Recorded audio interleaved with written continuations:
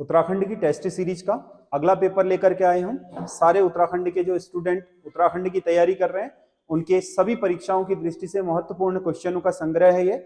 हमारी test series आपको पता है हर दिन आ रही है, जिसमें एक दिन जीएस का, एक दिन उत्तराखंड का है। तो उत्तराखंड आज आपके हम जो क्वेश्चन लाए हैं बहुत महत्वपूर्ण है। कुल मिलाकर के हमारा जो टेस्ट सीरीज है आपको पता है पेड और आपका जो फ्री है, फ्री आपकी यहाँ चल रही है। बहुत सारे बच्चे क्वेश्चन बढ़ाने की मांग कर रहे हैं, पर बहुत सारे जो आपके क्वेश्चन हैं वो बढ़ाना पॉसिबल नहीं है हर दिन लाने के हिसाब से, क्योंकि हम बहुत लंबे समय तक ये श्रृंखला चलाने वाले हैं। आपके पास बहुत अच्छा कलेक्शन होगा क्वेश्चनों का, तो इस वजह से आपका कि मैं 100 क्वेश्चन ले आऊँ हर दिन ले आऊँ ऐसा पॉसिबल नहीं है, क्योंकि 100 क्वेश्चन बनाने के लिए उसके पीछे 7-8 घंटे की मेहनत लगती है, तो इतना टाइम मिल नहीं पाता है। जो आपके 25 क्वेश्चन या इसके आपके इर्द गिर्द के क्वेश्चन होते हैं वो हम ले आते हैं। बाकी जो 150 क्वेश्चनों की जो हमारी टेस्ट सीरीज है उसमें भी हम हफ्ते में 2 ही पेपर डाल रहे हैं। ये नहीं कि हर दिन 150 डाल दे रहे हैं हमने, लेकिन कहा है कि हम 20+ क्वेश्चन पेपर उसमें डालेंगे। जो पेड सीरीज है हमारे एसएस स्टडी ऐप पर चल रही है वो आपका पेड वाली है, ठीक है। उसे भी आप ज्वाइन कर सकते हो। बहुत ज्यादा ऐसा तो है नहीं कि उसमें हमने इतना पैसा ले लिया है कि आपको बाद में ये रियलाइज हुआ कि बर्बाद हो गया। आप हमारे क्वेश्चनों के कंटेंट और क्वालिटी को देख करके खुद ही समझ सकते हो कि हमारा जो पेपर है उस सेट में आपका कितने रिलेवेंट क्वेश्चन होंगे जो उत्तराखंड लोक सेवा आयोग के लिए बनाए जा रहे हैं। तो उसमें आप जा सकते हो, कोई ऐसी दिक्कत है नहीं। बाकी हमने इतना रखा है क्योंकि मैं देख रहा था औरों की टेस्ट सीरीज को 2000-3000 रुपए में टेस्ट सीरीज कर रहे हैं। अगर एक बार आपने खरीद लिया कोर्स, मान लो आपको बहुत अच्छा नहीं लगा तो भी आपके इतने पैसे चले जाते हैं कि आपको बहुत बड़ा मलाल छूट जाएगा। हमारा इतना नॉमिनल आपका पैसा रखा है 150 रुपया, समझ गया ना, कि आप सामान्य रूप से खर्च कर लेते हैं 150 रुपया, बहुत बड़ी रकम नहीं है। इसीलिए मैंने कम से कम पैसों में ये कोर्स लॉन्च किया है ताकि हर बच्चा इसे ज्वाइन कर सके, जो कम से कम आपके पैसे वाला हो वो भी ज्वाइन कर सके, क्योंकि स्मार्टफोन तो लगभग हर बच्चा यूज कर ही रहा है। एक आध बच्चों के मुझे ऐसे भी फोन आए कि सर हमारे पास स्मार्टफोन नहीं है, हम कैसे इसको कर सकते हैं। तो उसके लिए हम सोच रहे हैं कि कुछ अलग से उपाय किया जाए, वो हम बाद में देखेंगे, पर अधिकतर लोगों के पास है तो हो जाएगा। तो उत्तराखंड का सामान्य ज्ञान का जो क्वेश्चन पेपर है इसका पीडीएफ आप संजय देव क्लासेस से प्राप्त कर लें, और बाकी एक्सप्लेन मैं यहाँ पर कर दे रहा हूँ। निम्नलिखित में से सर्वाधिक वनों का भाग है। उत्तराखंड में जो वन है उनका जो प्रशासनिक विभाजन है, संरक्षित वन, आरक्षित वन, सिविल वन और निजी वन। तो इसमें से सबसे अधिक कौन से वन है? आरक्षित वन। जो रिजर्व फॉरेस्ट है उत्तराखंड में उनकी संख्या सबसे ज्यादा है। लगभग जो 26,000 वर्ग किलोमीटर क्षेत्रफल पर आपके इन्हीं वनों का क्षेत्रफल है। बाकी उसके बाद फिर सिविल वन है, फिर संरक्षित वन और फिर निजी वन। सबसे ज्यादा जो हमारे उत्तराखंड में आरक्षित वन। आरक्षित वन मतलब जो रिजर्व फॉरेस्ट है, यानी कि जो सरकार ने अपनी देखरेख में रखे हुए हैं, ऐसे रिजर्व फॉरेस्ट आपका जिनमें आपकी चीजें सरकार की परमिशन के बिना नहीं की जा सकती। व्यावसायिक गतिविधियां होती हैं लेकिन सरकार की परमिशन के बाद होती है। अगला क्वेश्चन है, कौन सा जलकुंड चमोली में स्थित नहीं है? 4 जलकुंड दिए हैं, सालाधार कुंड, भाप कुंड और तप्त कुंड, गंगानी। तो आपको पता है भाप कुंड भी वही है, सालाधार कुंड भी है चमोली में, और तप्त कुंड भी है चमोली में बद्रीनाथ में। गंगानी कहाँ है? उत्तर काशी में। गंगानी कहाँ है? उत्तर काशी में। तो इसका ये सही होगा। अगला क्वेश्चन है, निम्नलिखित में से कौन सा एक ग्लेशियर टिहरी और रुद्रप्रयाग में फैला हुआ है? टिहरी और रुद्रप्रयाग, देखिए आप खतलिंग ग्लेशियर देखेंगे तो खतलिंग ग्लेशियर एक ऐसा ग्लेशियर है जो आपका टिहरी में स्थित एकमात्र ग्लेशियर है। तो टिहरी को जो रिलेट करेगा वही, टिहरी से आपके केदारनाथ की तरफ निकल जाता है रुद्रप्रयाग। तो टिहरी के पीछे साइड में अगर देखोगे तो रुद्रप्रयाग की तरफ ये ग्लेशियर फैला हुआ है। कौन सा? खतलिंग ग्लेशियर। बाकी आपको पता है चौराबाड़ी आपका रुद्रप्रयाग से चमोली की तरफ निकल जाता है। केदारनाथ ग्लेशियर भी आपका चमोली और रुद्रप्रयाग में है, ठीक है। जो आपका मैकातोली ग्लेशियर है, यह आपका जो बागेश्वर है उसके साथ जुड़ा हुआ ग्लेशियर है। तो कुल मिलाकर के इसका सही आंसर खतलिंग ग्लेशियर होगा। अगला क्वेश्चन है, 2010 में गठित कैंपा परियोजना का संबंध है। कैंपा परियोजना 2010 में जो उत्तराखंड सरकार ने शुरू की थी उसका उद्देश्य था वानिकी कार्यों का संपादन, यानी कि वन और उससे संबंधित कार्यों का संपादन करना। मतलब वनों के संरक्षण और विकास से जुड़े हुए जो भी आपके कार्य हैं उनके लिए कैंपा परियोजना लाई गई थी। अगला, कौन सी घास फूलों की घाटी के लिए लगातार खतरा बनती जा रही है? फूलों की घाटी में आपका जो नट ग्रास घास है ये लगातार अपना विस्तार कर रही है, जिससे आपके जो फूलों की प्रजातियां हैं उनके क्षेत्रफल में कमी आ रही है। तो कहा जा रहा है कि ये घास फूलों की घाटी के लिए बहुत घातक है, और जिस तरीके से ये इस क्षेत्र में फैल रही है तो आने वाले समय में ये कई प्रजाति के फूलों के लिए विलुप्तीकरण की वजह बन सकती है। इसीलिए नट ग्रास को इसके बहुत घातक माना जा रहा है। अगला क्वेश्चन है, राज्य में कार्बन न्यूट्रल जू चिड़ियाघर कहां स्थापित किया जा रहा है? कार्बन न्यूट्रल जू आपका राज्य का जो पहला जू स्थापित किया गया था मालसी डियर पार्क देहरादून में स्थापित किया गया था। और राज्य का जो पहला कार्बन न्यूट्रल का मतलब ऐसा जू जिसमें आपके जीव रहेंगे जो उनका जो कार्बन फुटप्रिंट होगा उसके बराबर आपका कार्बन आपके अवशोषित करने की भी व्यवस्था की जाएगी। यानी कि जो वायुमंडल में आने वाली कार्बन है, जितनी वो ले रहे हैं, जितनी कार्बन छोड़ रहे हैं, उतनी कार्बन आपके वापस आपका जो पेड़ पौधे आदि हैं वो उसे एब्जॉर्ब कर लेंगे। कहने का मतलब है कार्बन का अतिरिक्त उत्सर्जन नहीं होगा, उसे बोलते हैं कार्बन न्यूट्रल। जो कार्बन न्यूट्रल जू बन रहा है देश उत्तराखंड का पहला, वो बन रहा है हल्द्वानी में गोलापार। ये पहला आपका राज्य का कार्बन न्यूट्रल जू होगा। वैसे पहला जो जू बना है उत्तराखंड का वो आपका मालसी डियर पार्क है, जो आपके देहरादून में पहला जू था, वो कार्बन न्यूट्रल यहां बन रहा है। राज्य की तराई मिट्टी में मुख्यतः उगाई जाने वाली फसल है। तराई में उत्तराखंड का जो तराई का मैदान है उसमें जो सबसे मुख्य फसल है वो आपके क्या है? मुख्य खाद्यान्न। हमारे मुख्य खाद्यान्न क्या है? गेहूं और चावल। पूरी तराई में यही सबसे ज्यादा उगाए जाते हैं। बागवानी आपके इन क्षेत्रों का नहीं है, मोटे अनाज भी इन क्षेत्रों का नहीं है, क्योंकि इनमें सिंचाई का क्षेत्र है। मोटे अनाज उन क्षेत्रों में मुख्य रूप से उगाए जाते हैं जहां औसत वार्षिक वर्षा का स्तर कम हो, सिंचाई संसाधन ना हो। और बागवानी आपके उत्तराखंड के पर्वतीय भागों में ज्यादा प्रचलित है। खट्टे फल बागवानी का ही एक हिस्सा है। जो सिट्रस है वो आपके उत्तराखंड के पर्वतीय भागों में है। तो मुख्य अनाज आपका तराई की प्रमुख फसलें हैं।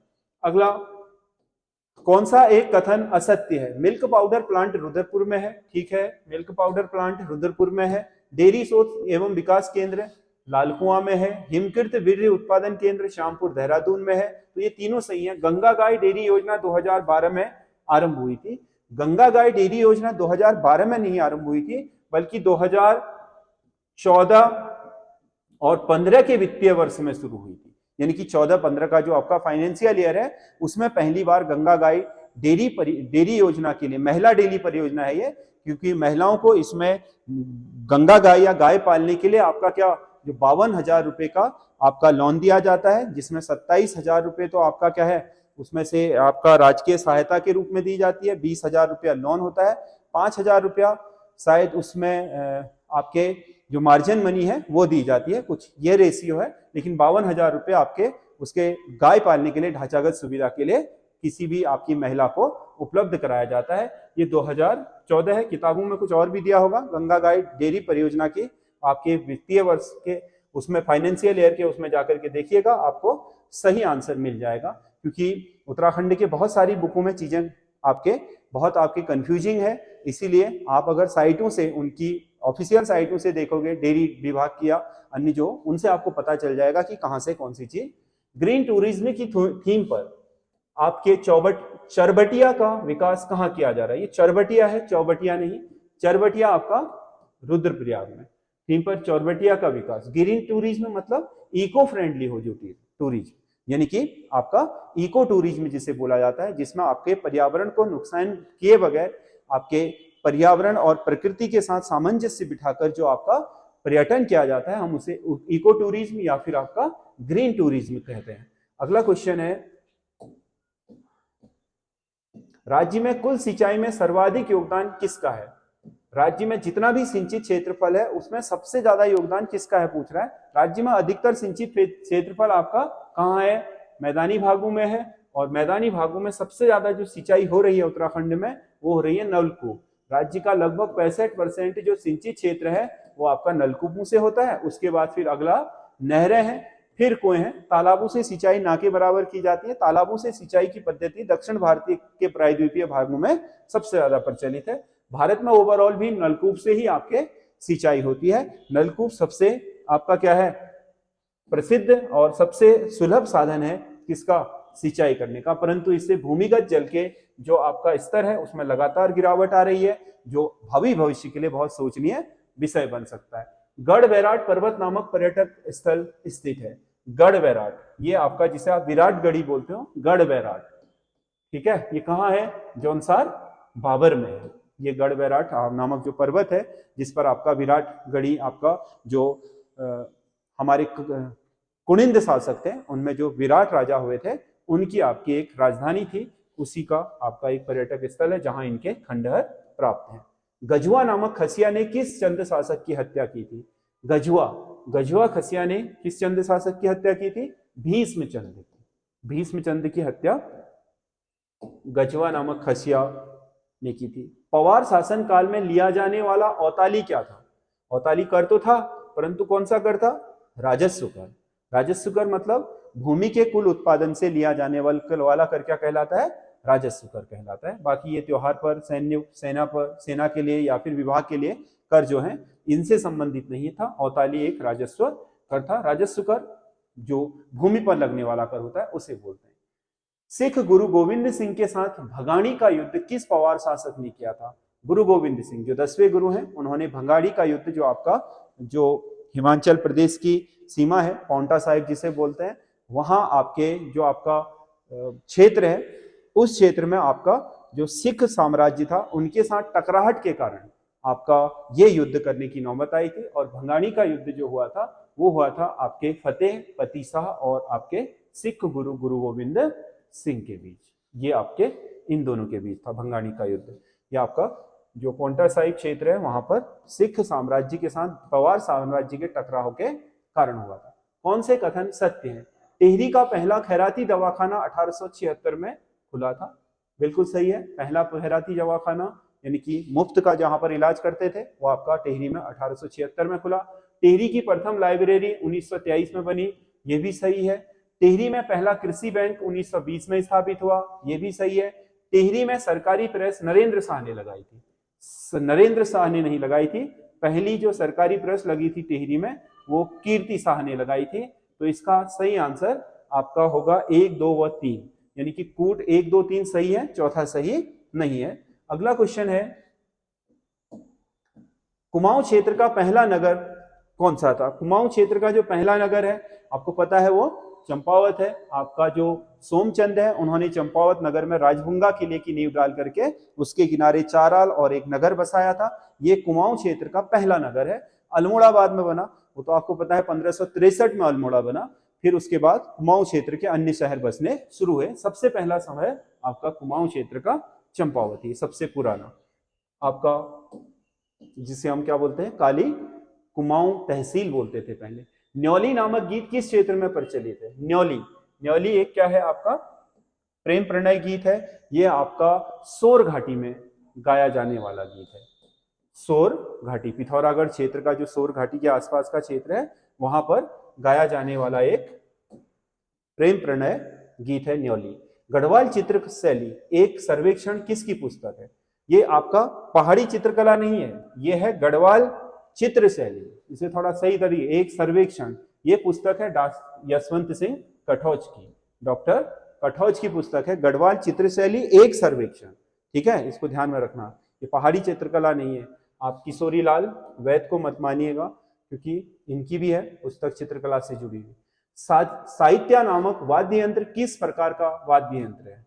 ये कैसा वाद्य यंत्र? साहित्य जो आपके छोटे आकार की हुड़की होती है उसे ही साहित्य बोलते हैं। ये आपका चर्म वाद्य यंत्र है। हुड़की किसका होता है? हुड़क आपके चमड़े का होता है, लकड़ी पर आपके बकरे की पूड़ी को मर करके बनाया जाता है, तो ये आपका चर्म वाद्य यंत्र की उसमें आता है। और जो साहित्य है वो आपका क्या है? हुड़की का ही छोटा लघुतम रूप है, थोड़ा छोटी होती है। चंडाक में घी संक्रांति के दिन कौन सा मेला लगता है? घी संक्रांति के दिन चंडाक में जो घी संक्रांति के दिन मेला लगता है मोस्टा मानू मंदिर में, वो लगता है टोकरिया मेला। मोस्टा मानू मंदिर चंडाक में आपका घी संक्रांति के दिन लगने वाला मेला है टोकरिया मेला। अगला क्वेश्चन है, 2011 की जनगणना के अनुसार राज्य की कितनी आबादी मैदानी भागों में निवास करती है? मैदानी भाग चंपावत का आपका टनकपुर बनवासा, उधम सिंह नगर की पूरी पट्टी, नैनीताल का हल्द्वानी रामनगर, कालाडूंगी, और उसके अलावा आपका पौड़ी का कोटद्वार, उसके अलावा हरिद्वार लगभग पूरा, और देहरादून का आपका जो दून घाटी है मैदानी भाग, उसमें राज्य की टोटल 35.10% जनसंख्या निवास करती है। शेष जनसंख्या आपके पहाड़ों पर स्थित है। 2011 की जनगणना के आंकड़े हैं ये। मैदानी भागों में बहुत ज्यादा आबादी हमारी। राज्य के किस जिले में सर्वाधिक मुस्लिम आबादी निवास करती है? राज्य का सबसे अधिक जो मुस्लिम आबादी वाला जिला है वो है हरिद्वार जिला। सबसे ज्यादा मुस्लिम आबादी हमारी हरिद्वार जिले में है। राज्य के मतलब मुस्लिमों की संख्या के आधार पर सबसे ज्यादा संख्या मुस्लिमों की आपके हरिद्वार जिले में है। अगला, कुमाऊं रेजिमेंट को अब तक कितने परमवीर चक्र मिले हैं? कुमाऊं रेजिमेंट को 2 परमवीर चक्र, पहला भी आपका कुमाऊं रेजिमेंट को था और दूसरा भी आपका कुमाऊं रेजिमेंट को था, मतलब शैतान सिंह वाला भी और आपका सोमनाथ शर्मा वाला भी। तो 2 आपके क्या मिल चुके हैं कुमाऊं रेजिमेंट को? परमवीर चक्र अब तक हासिल हो चुके हैं। अगला क्वेश्चन है, राज्य में 17 संवहनी विकास लक्ष्यों को प्राप्त करने के लिए विजन तय किया गया। 17 संवहनी जो सस्टेनेबल डेवलपमेंट गोल हैं 17 आपका यूएनडीपी के, उनको प्राप्त करने के लिए उत्तराखंड ने अपना जो विजन सेट किया है वो है विजन 2030। ये आपका सस्टेनेबल डेवलपमेंट गोल बोलते हैं ये 17 जो आपके, ये आपका UNDP United Nation Development Programme द्वारा पूरी दुनिया भर में आपके लोगों के संवहनीय विकास के लिए स्थापित गोल है पूरी दुनिया में। ये आपके सभी देशों को ये विकास लक्ष्य हासिल करने हैं। तो उत्तराखंड का आपका देश को फिर आपके राज्यों में डिवाइड किया गया है, तो उत्तराखंड ने अपना ये गोल रखा है 2030 का। भारत छोड़ो आंदोलन के दौरान गोविंद बल्लभ पंत को कहाँ कैद किया गया था? भारत छोड़ो आंदोलन शुरू होते ही जो उच्च श्रेणी के नेता थे उनको गिरफ्तार करने के लिए अंग्रेजों ने ऑपरेशन 0 आवर चलाया था। तो बड़े जो लीडर थे सबको गिरफ्तार कर लिया गया था। तो उसमें आपका गोविंद बल्लभ पंत भी थे और इन्हें रखा गया था अहमदनगर किले में, अहमदनगर के किले में, अहमदनगर दुर्ग बोलते हैं जिसे, उसमें रखा गया था। आपके ये 25 क्वेश्चन है, आपको कैसे लगे कमेंट करके जरूर बताइएगा। और इसकी पीडीएफ संजय देव क्लासेस से आप प्राप्त कर सकते हैं। बाकी हमारी जो टेस्ट सीरीज है उसे भी ज्वाइन कर सकते हैं, बहुत ही मिनिमम उसमें रखा है। जिन बच्चों का आरओ का पेपर नहीं है वो अन्य पेपरों की तैयारी करने वाले भी 100 नंबर का कॉमन चीज वहां से उठा सकते हैं, अपना आकलन कर सकते हैं भविष्य के लिए, इसीलिए कि हर बच्चा उसे कर पाए, इसलिए हमने उसे कम से कम फीस में रखा हुआ है। यही हमारा उसमें औचित्य था, क्योंकि पीडीएफ में टेस्ट वाला फील नहीं आता है और बिना आपके ऐप के पॉसिबल था नहीं, तो इसीलिए हमने कम से कम चार्ज उसमें रख करके ऐप में डाल दिया है। क्योंकि मैं पीडीएफ उपलब्ध करा दूंगा आप लोगों के लिए, वो बहुत ही क्या हो जाएगा, इजी अप्रोच में हो जाता है। फिर आप सोचते हो कि थोड़ा आज करता हूँ थोड़ा कम, जो आपको एक एग्जाम का माहौल मिलता है कि आपको एक लिमिटेड टाइम मिला है, आपकी माइनस मार्किंग हो रही है, आपको चीजें सही सेलेक्ट करनी है, कम समय में डिसीजन लेना है, ये केवल टेस्ट में ही हो सकता है। इसीलिए उसे हमने टेस्ट सीरीज के द्वारा दिया हुआ है। नहीं तो कोई बहुत बड़ी बात नहीं थी कि वो पेपर में यूट्यूब पर भी डाल देता या आपको पीडीएफ उपलब्ध करा देता। उसको मेन आपके टेस्ट की तरह हो, एक एग्जाम का एटमॉस्फेयर डेवलप किया जा सके, इसीलिए वो आपके ऐप के थ्रू चलाई जा रही है। बस यही उसका उद्देश्य है।